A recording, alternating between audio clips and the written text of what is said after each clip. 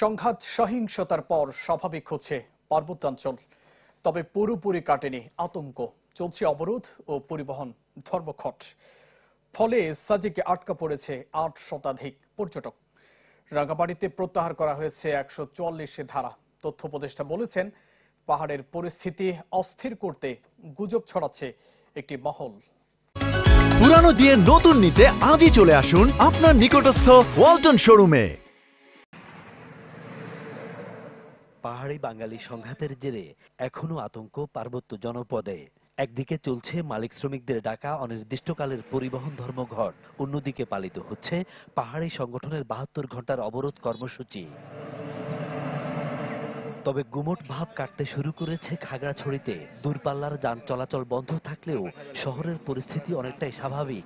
বৃহস্পতিবার দীঘিনালার ঘটনায় কোনো মামলা হয়নি, তবে তদন্ত শুরুর কথা জানিয়েছে পুলিশ।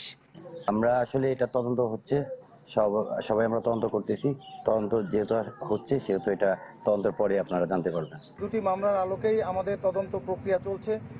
কোনো অপরাধকারী যে আইন হাতে তুলে নিয়েছে তিনি কোনোভাবেই ছাড়া পাবেন না। এদিকে সামাজিক যোগাযোগ মাধ্যমে নানা গুজব ছড়িয়ে বিভ্রান্তি সৃষ্টি করা হচ্ছে বলে জানিয়েছেন তথ্য উপদেষ্টা নাহিদ ইসলাম। খাগড়াছড়িতে রোববার তিনি এই কথা জানান। গুজব ছড়ানো হচ্ছে, এই বিভিন্ন ভীতির মধ্যে আছে, শঙ্কার মধ্যে আছে। আমরা চাই এখানে অবস্থা বিরাজ করুক। কোর্টে করে আসার গুজব প্রচুর ছড়াইছে, তো বাস্তবে আসলে এই ধরনের কোনো কিছু পরিলক্ষিত হয় না। ইন্টারনেট নিয়ে আমি যেটা দেখলাম আসলে খুবই আশাহত হয়েছি। আমার সাথে সবারই যোগাযোগ আছে, তারপরেও তারা এই ধরনের নিউজগুলো ছড়িয়েছে। তো সাংবাদিকদেরও আমি আহ্বান জানাবো, অনুরোধ করব যে তারা, বিশেষত অনলাইনে অনেক সাংবাদিক এখন তৈরি হয়েছে, তারাও যাতে দায়িত্বশীল আচরণ করেন। রাঙ্গামাটিতেও কাটছে থমথমে ভাব, তবে এখনো বন্ধ রয়েছে দূরপাল্লার যানবাহন।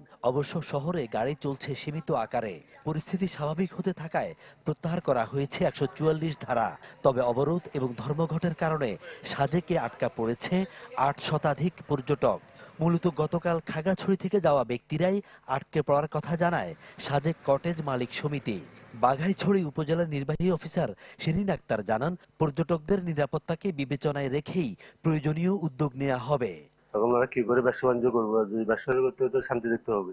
আমরা আছি, এখন আমরা কই যাব? গাড়ি নিয়ে, গাড়ি চলতেছে না। আমরা হলো শান্তিপ্রিয় মানুষ, আমরা শান্তি চাই, আমরা একসাথে বসবাস করতে চাই। বিপরীত চিত্র বান্দরবানে। অবরোধ বা ধর্মঘটের তেমন প্রভাব পড়েনি, সেখানে পরিস্থিতি অনেকটাই স্বাভাবিক। চলছে যানবাহন, খোলা ব্যবসা প্রতিষ্ঠান। গেল বুধবার খাগড়াছড়িতে মামুন নামে এক যুবকের মৃত্যুকে কেন্দ্র করে সংঘাতে জড়ায় পাহাড়ি বাঙালিরা। এতে ২ জেলায় নিহত হয় ৪ জন। Desk report, channel 24।